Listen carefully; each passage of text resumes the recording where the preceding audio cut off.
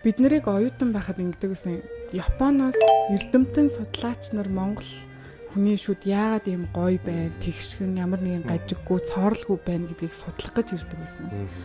Одоо болохоор олон улсын оюутнууд номон дээр л байдаг өвчлөлийг Монголд гудамжинд нэг хүн амын ангаалахад байдаг болохоор тэднийг нүдэрээ харах гэж Монголд ирдэг болсон. Хөдөө орон нутгаар явхлаар 4 хүүхэдтэй ээж аав 2, өнөн дээр нь 3 сая зөвлөгөөтэй. Тэгээ чиний сая зайлын гэхэлэр аливаар нь чамаагүй угаач. Одоо хүртэл тийм байгаа байхгүй юу? Тэнгүүтээ 5 настай охиныгоо нэг аав нь өвөнд давуулж ирээд за манай охины шүд нь ингээд одоо унж эхлэх гээд хөдлөөд байна. Хизэнээс шүдийг угаах вэ? гэж асууж байгаа. 5 жил огт шүдийг угаагаагүй гэсэн үг. Тэгэхээр энэ юутай холбоотой гэхэлэр боловсрал. Шууд бүр 100% боловсрал.